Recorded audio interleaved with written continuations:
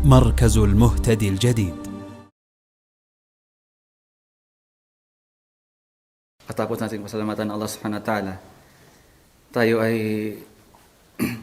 nararapat lamang na magpasalamat sa Kanya. Dahil lang una, sa dinami-dami ng mga tao sa mundong ibabaw, pinili tayo na maging Muslim. Ito ang pinakamalaking biyaya sa atin. Dahil kung tutuusin, kaya naman ng Allah subhanahu wa ta'ala na gawin tayo mga Kristiyano, Hudyo, o walang relihiyon. Kaya ang mga sahaba, lahat ng mga kamusliman nung una pa, isa sa pinakamalaking pasasalamat nila sa Allah subhanahu wa ta'ala ay yung relihiyon na dumating sa kanila, ang Islam. Narinig ninyo at nalaman din ninyo na walang tatanggapin na relihiyon liban dito. Inna ad-dina 'inda Allah al-Islam. Verily the religion of Allah is Islam. Sa chapter 3 verse 19, sa chapter 3 verse 85, ano sinabi ng Allah subhanahu wa ta'ala? Wa may yabtaghi ghayra al-islam dinan falay yuqbal minhu wa huwa fil akhirati minal khasirin. Sino man ang magnanais o naghahanap ng reliyon liban sa Islam ay hindi ito tatanggapin sa kanya. Hindi ito tatanggapin sa kanya. Falay yuqbal min. Yung lan mubalagha fi nafi. Hindi talaga tatanggapin sa kanya. Dito sa mundong ibabaw at sa kabilang buhay, minal khasirin. Kabilang siya sa mga gansi. Loser, no? Allahu Akbar. Kaya nararapat lamang sa atin na pasalamatan natin ang Allah subhanahu wa ta'ala. Sa pamamagitan ng dila, sa pamamagitan ng puso natin, sa pamamagitan ng ating katawan. Dahil sa pagyakap natin sa Islam, may kaakibat itong mga obligasyon, hindi lang sa ating sarili. At sa pagpasok natin sa Islam, normal na sa atin na magkasala. Walang tao na walang sala. Ang ating mahal na propeta Muhammad sallallahu alaihi wasallam, dahil sa isa sa kanyang mga katangian o isa sa kanyang mga kahigitan, virtue ng prophet Muhammad sallallahu alaihi wasallam, ghafarallahu lahu ma taqaddama min dhanbihi wa ma ta'akhkhar. Pinatawad na ng Allah sa kanya yung mga nauna at mga nahuli niyang kasalanan, kaya't siya ay naiiba sa lahat ng mga namuhay sa mundong ibabaw. Kaya siya nga pinakamainam na propeta. Samantalang tayo, na mga normal na tao, na kayayaka pa lamang o Muslim na, o matagal na sa Islam, walang araw, walang oras na hindi tayo nagkakamali. Kahit sabihin pa ng tao, hindi siya magkakasala o ayaw niyang magkasala. Dahil sa tuwina na inisip natin o sumagap sa isipan natin na wala akong kasalanan, yun ay pagkakasala. Kasi bakit? Yun ay tinatawag sa Arabic na al-i'jab bin nafs awil ghurur. Anong sa Tagalog yung al-i'jab bin nafs, ya Hamza? Pagkamangha sa sarili. Pagkamangha sa sarili. Ang tao na palasamba, namamangha siya, di ba? Dahil ang akala niya, pinili siya ng Allah, pero kailangan niyang pasalamatan ng Allah dahil siya ay pinili ng Allah at ginabayan siya. Kung wala ang gabay ng Allah, hindi niya magagawa yung bagay na yan. Kaya nga sa atin, sa pagbabasa natin ng Fatiha, ano yung pang-apat na talata? Iyyaka na'budu wa iyyaka nasta'in. Sabi ni Ibn Qayyim rahimahullah ta'ala, lahat ng mga ayat sa Quran, mula Suratul Fatiha, na alhamdulillahi rabbil alamin, hanggang sa pinakalas na sura sa Suratul Nas, yung pinakalas na talata nito, minal jinnati wan nas, ito ay magbabalik sa ikaapat na aya sa Suratul Fatiha, chapter 1, verse 4 ng Quran. Ano yun? Iyyaka na'budu wa iyyaka nasta'in. Ano ibig sabihin ng iyyaka na'budu wa iyyaka nasta'in? Ikaw lamang ang aming sasambahin. Ang ginamit ng Allah subhanahu wa ta'ala na termino o term, na'budu, sasambahin. Ibig sabihin, patuloy na pagsasamba. Wa iyyaka nasta'in, at ikaw lamang aming hinihinga ng tulong.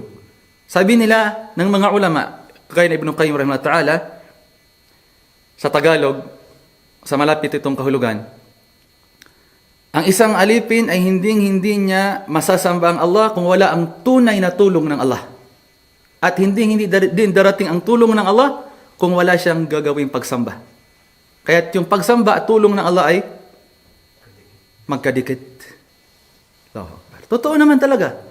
Di ba paminsan-minsan, at siguro nangyari sa atin dito, gusto natin makapagsala ng maaga. Pero may mga pagkakataon, nalilate tayo, di ba? O nagkakasakit, o mayroong mga bagay na kung saan dumarating sa atin na yun yung magpapahuli sa atin sa sala. Allahul musta'an. Kaya mga kapatid sa Islam, yung payo ng Allah sa chapter 3 verse 102, ito ay palaging banggit ng mga nagbibigay ng khutbah. Ano yung sinabi ng Allah subhanahu wa ta'ala?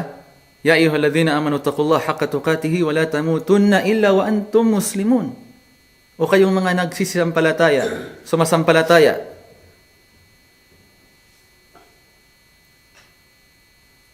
katakutan ninyong Allah subhanahu wa ta'ala. At anong kasunod? At huwag ninyong hayaan na kayo ay mamamatay o mawalan ng buhay.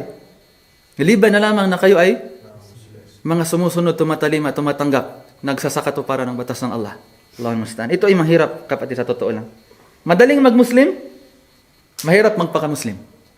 Sa totoo lang, nung nagsyahada tayo, sa atin dito, may 20 years na sa Islam, yung iba 30 na siguro, yung iba ilang taon, yung iba siguro bago lang. Pagpasok natin sa Islam, lahat tayo, except kay Brother Luqman, kasi si Luqman ay nasa tribong Maguindanao, pinanganak na mga Muslim yung kanyang mga magulang. At saka si Alfisar, Tausog. Shahadatain, 2 sentence lang, di ba? Tanong, doon lang ba magtatapos yung ating pagiging Muslim? Di ba mahirap? Allahul musta'an. Mahirap, totoo lang. Kahit kami na nag-aaral, nahirapan din.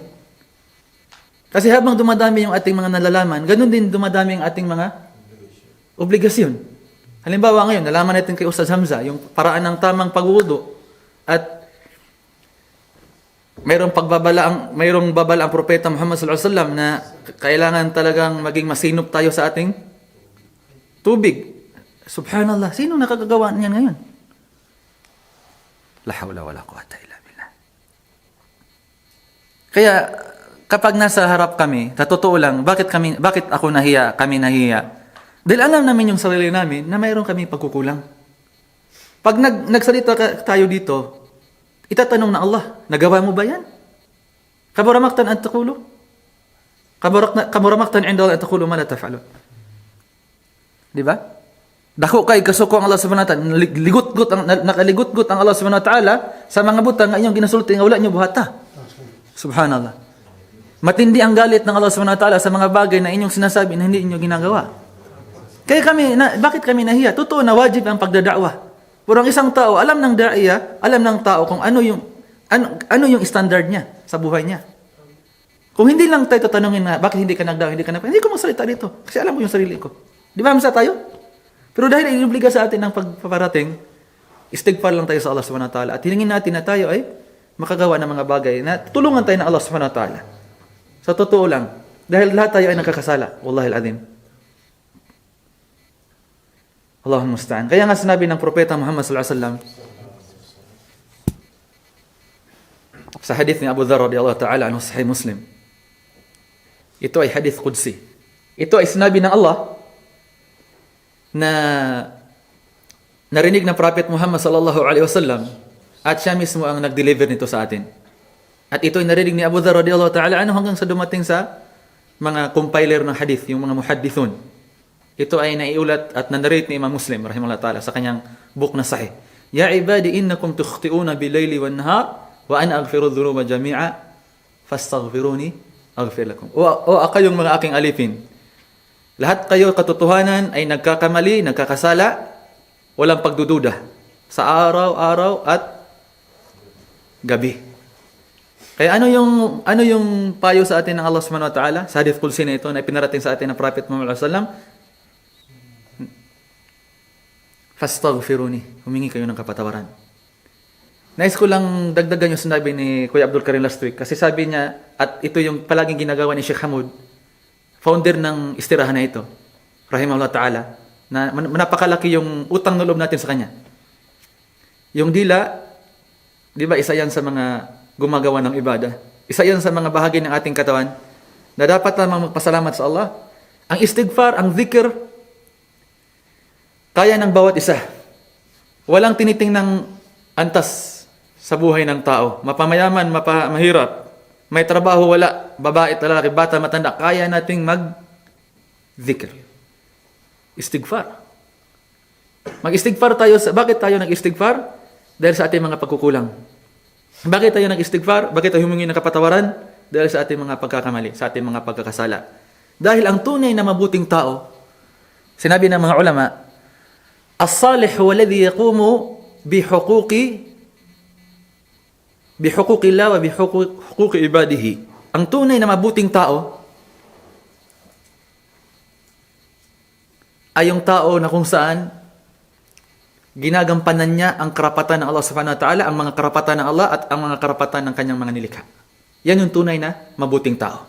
Kaya tanong sa ating mga sarili, ganun ba tayo? Nagampanan ba natin ang mga obligasyon natin sa Allah? Ang karapatan ng Allah na ibigay ba natin sa Kanya? Yung kanyang mga karapatan, hindi lang karapatan? Yung mga karapatan ng kapwa natin, asawa natin, ang mga anak, kapitbahay, kamag-anak, kaibigan, katrabaho. Allahul musta'an. Di ba? Kaya, ang dua, dahil sa dami ng mga pagkukulang natin, ang palagi nating binabanggit na dua, Ya Allah, at palagi din itong ginagawa ng Propeta Muhammad sallallahu alaihi wasallam, dahil nga ang puso natin ay nasa dalawang daliri ng Allah subhanahu wa ta'ala. Kung gugustuhin niya itong maging mabuti, ginagano lang ng Allah. Anong tawag dito sa Tagalog? Ha? Pitik lang, pitik. Pinipihit ng Allah. Subhanallah. In sha'a aqama wa in sha'a zaga. Ma min qalb illa bayna isbi'ain min asabi'ir rahman. Walang puso liban na lamang na ito ay nasa kontrol ng Allah sa kanyang dalawang daliri. Kung gugustuhin ng Allah, ito ay kanyang itutuwid. At kung gugustuhin ng Allah, ito ay kanyang ililigaw. Kaya anong dua ng Nabi sallallahu alaihi wasallam, samantalang siya ay pinakamainam na tao, pinatawad yung kanyang mga nahuling kasalanan, dua pa rin. Ano yun? Palagi sa kanyang sala, sa kanyang panahon, hanggang sa siya ibawian ng buhay. Ya muqallibal qulub, qalbi ala dinik. Sa hadith ni Anas radhiyallahu anhu. Ya musarrifal qulub, sarrif qalbi ala ta'atik. Ya Allah, nga ikay ang nagpipihit sa mga puso ng iyong mga alipin, patatagin mo ang aking puso, patatagin mo ang aking sarili sa iyong relihiyon, sa pagsunod sa iyong kagustuhan. Subhanallah. Ganun. Kaya wag tayong mamangha. Wag tayong mamangha at wag tayong masyadong pumuri sa mga tao. Dahil hindi kriteriya ng tagumpay ng isang tao ang kasikatan, makilala ka sa makamundong aspeto o sa pangrelihiyong aspeto. Hindi yan kriteriya. Wallah. Ang tunay na kriteriya ay yung tinanggap ng Allah. Tinanggap ba ng Allah? Although mayroong mga bagay na kung saan ito ay tinatawag na alama o tanda na tinanggap ng Allah, pero hindi pa rin yan. Hindi pa rin yan pinaka-kriteriya. Hindi pa rin yun yung tinitanawag na main point dyan. Dahil sa hadith ni Ibnu Mas'ud radhiyallahu anhu na nakuha ninyo sa Arba'in an-Nawawiyya, na narinig ko kay Amir na nakuha niya sa loob ng humigit kumulang isang taon? Mahigit isang taon. Kay Sheikh Abu Hani, no? Hafidhahullah. May Allah reward him. MashaAllah. Hatta yakuna baynahu wa baynaha dhira'. Fayasbiqu alayhi al-kitab fayamalu bi'amali ahli al-jannah fayadkhuluha. At wal aksu bil aksa, kasunod na hadith. Kasunod na sentence nito, ng hadith na ito. Na naiulat ni Imam Muslim rahimahullah ta'ala. Nakikita yung taong ito, dami ng kanyang mga ginagawang kasamaan, pero dahil siya ay pinili ng Allah subhanahu wa ta'ala, nakasulat sa kanyang talaan ng kanyang mga nilalaman at yung kanyang magiging tadhana na siya ay taga-paraiso, bago siya bawian ng buhay, siya ay igagayad ng Allah tuturuan ng Allah ng tamang dapat gawin at siya makapagbalik loob sa Allah, magbabalik loob sa Kanya, hingi ng kapatawaran at gagawa siya ng bagay, gawain na yun yung mag-aakay, magiging dahilan ng pagpasok niya sa Jannah ng Allah subhanahu wa ta'ala. At ganun din yung tao na kung saan palagi gumagawa ng kabutihan hanggang sa yung kanyang pagitan na lamang at ang paraiso ay parang isang Bisaya, Tagalog, hindi ka dali tamadaan Dira ba? Dira. Sana siya sa Tagalog. O kabar sa Tagalog, ano? Hindi yung sukat. Sukat. Ang sukat, kung titingnan sa kanyang mga ginagawang kabutihan at sa paraiso, parang Kalahating metro. kalahating metro na lamang. Big sabihin, masabi mo, sa lantaran o sa kanyang present na kalagayan, situation, siya ay taga paraiso. Pero hindi pa siya taga paraiso. Bakit? Sabi ni Ibn Rajab rahimahullah ta'ala, kana fi qalbihi dasisa min dasais asyirk wal kufur wa nifaq. Mayroon sa kanyang puso pala napakitang tao, pagiging hipokrito, hindi pagiging mananampalataya. Pero pinapakita niya sa tao na ganun siya. Ang Allah subhanahu wa ta'ala hindi pwedeng dayain. Madadaya ng tao, kaya ng ginagawa ng mga munafik. Kasi sa atin, hindi natin alam yung nasa puso natin dito. Ang Allah nakakaalam kung sino ang tunay na Muslim. Alam ng Allah kung sino ang tunay na Muslim. At sino ang dapat mamatay na Muslim. At sino ang dapat, karapat-dapat na papasok sa kanyang paraiso. Subhanallah. Between him at saka yung paradise, sana ay isang kubiko na lamang. Pero mauna sa kanyang talaan ng nilalaman na siya ay taga-impyerno, gagawa siya ng mga bagay, gawain na makakapasok dahilan upang siya ay papasok sa impyerno at siya ay papasok sa narajahan. Waliyadu billah. Kaya huwag tayong mamangha. Huwag tayong mamangha. At huwag tayong masyadong kampante. Kampante? Kampante ba? Kampante. Tagalog yun, no? Alhamdulillah. Kumpiyansa ba? Di tayo pala kumpiyansa. Wala takabalo. Kasi may tabo na ito. Wala yung kumpiyansa. Wala takabalo. Wala takabalo. Hindi natin alam anong mangyari sa atin. Sa totoo lang. Prangkang pagka-istorya. Igsoon. Prangkang pagkakasabi. Subhanallah. Walang biro dito. Kasi hindi na tayo babalik sa dunya pagkatapos natin mamatay. Sheikh Hamud, rahimahullah ta'ala, nauna na sa atin.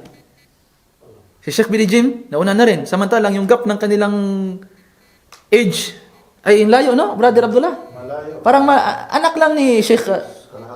Subhanallah. Hindi natin, Allah Akbar. Tingnan mo, pero sila alhamdulillah namatay sa Islam. Sana ganun din tayo.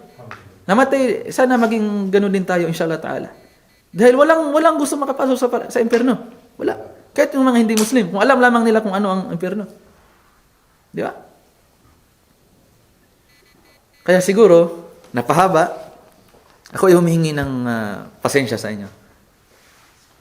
Dahil paminsan-minsan, hindi ko kayang i-express through Tagalog.